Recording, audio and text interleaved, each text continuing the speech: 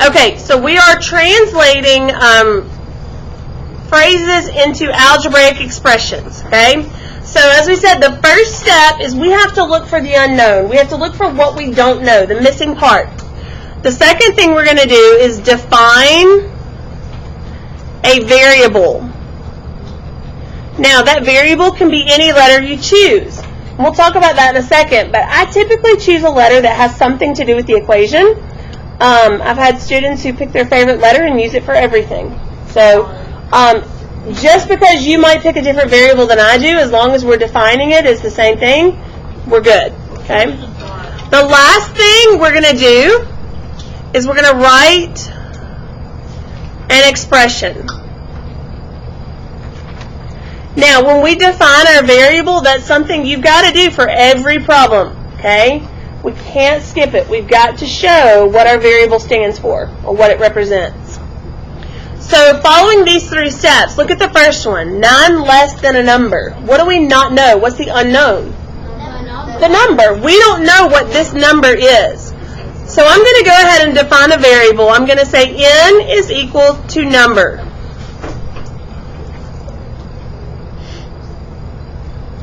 Okay, what does 9 less tell us to do? Subtract. Now, here's a hint. If you look for this word than and look after it, that's going to tell you what comes first. So find that word than, because on subtraction, it's important which one comes first, the number or the variable. Addition, multiplication, it doesn't matter. But for subtraction, it's important which one comes first.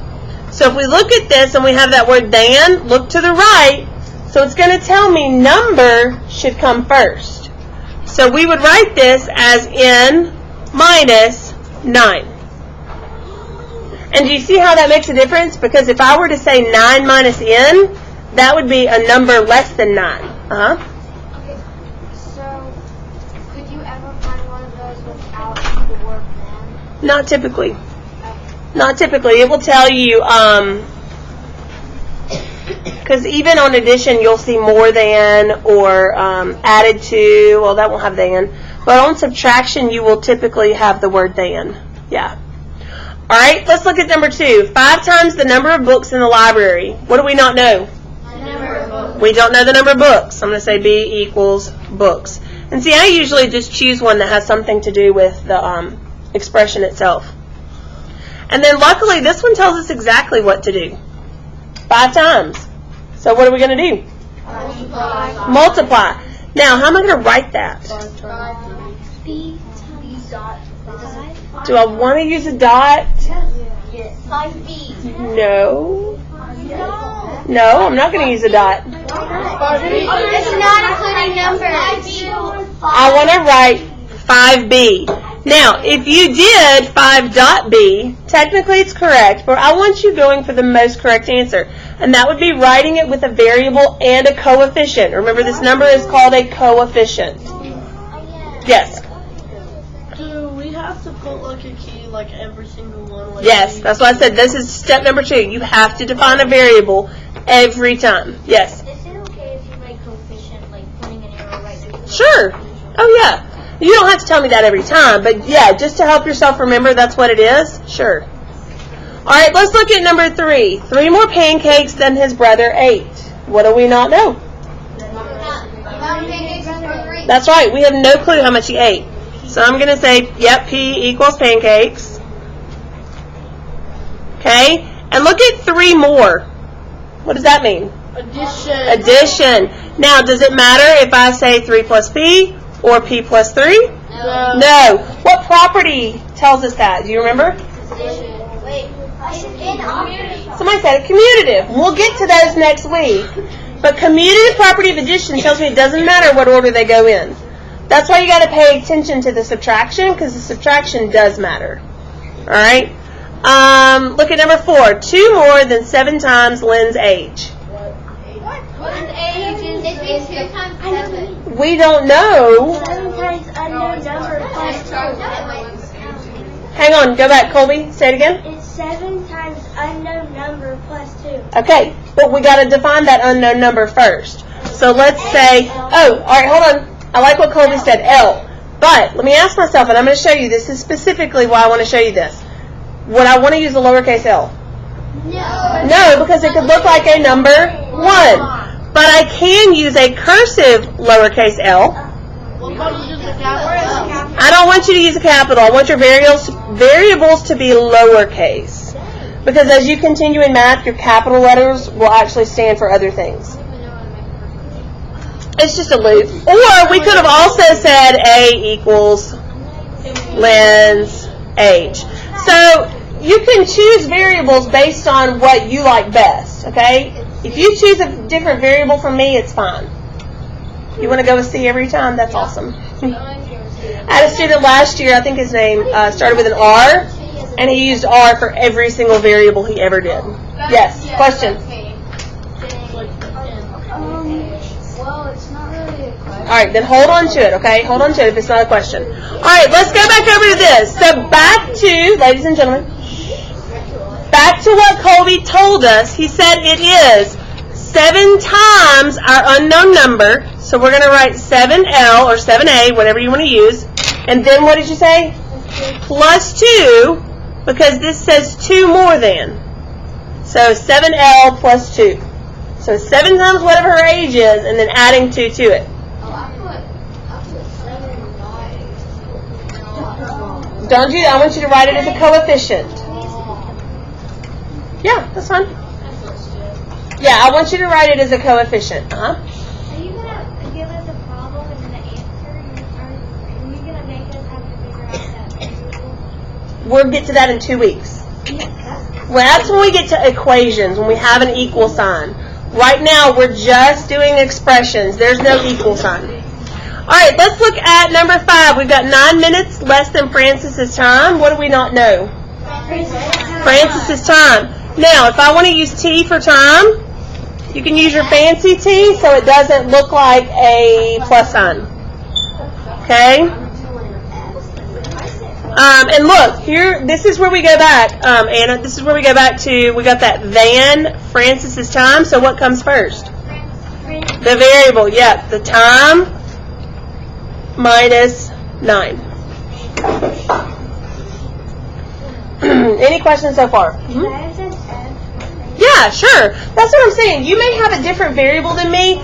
That's why we have the important part of going in and defining it. So I know what you're talking about. That's fine. Yeah. It's so complicated, but it's just so easy. I told you guys, algebra is nothing to be afraid of. All right, here we go. The distance around a basketball or circumference is about 3 times the circumference of a softball. Define a variable and write an expression to represent the circumference of a basketball. What do we not know? But, bingo, that's right, Mia, because we know that the circumference of the basketball is 3 times greater than the softball, but we don't know what the softball is. So, we could do S is equal to softball. And how would we write our expression? What's it? 3S. Very good. Remember, on your coefficients, I always want your number first. So instead of S3, 3 times S, which is 3S. Alright, 7 gets a little trickier. Plumber charges $50 to visit a house plus $40 for every hour of work. Define a variable and write an expression to represent the total cost of hiring a plumber. So, before he does anything, he's going to charge us what to walk in the door? $50. So we're going to start there. Now, what do we not know? How many hours? We don't know how many hours he worked, okay? So we could say W equals work.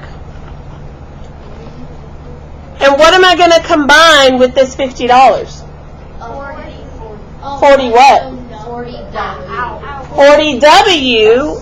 Am I going to do what? To add. Thank you. So we're going to pay him $50 plus $40 every hour he works. That's not that expensive, actually, guys. Yeah. Plumbers are expensive. Okay. Here we go. All right. looking at the very last one, and try not to jump ahead of me because you got to think on this one. A camp leader figures out that she needs 1 tent for every 3 campers, plus a tent for herself. Define a variable and write an expression to represent the number of tents needed. Doesn't know how many campers. We don't know how many campers. Excellent. Okay? Now, there's 2 things that we know for sure. What are those 2 things? There's at least 3 in every tent. Or there are 3 in every tent. What's the other thing we know? That she has to have one for herself. She's going to have one for herself. So I say we start off with 1. That's hers. Okay? And then what are we going to add to it? 3. Alright. Think about that. No. Why not? T would be tens, wouldn't it? Well, it's campers. We don't know how many campers.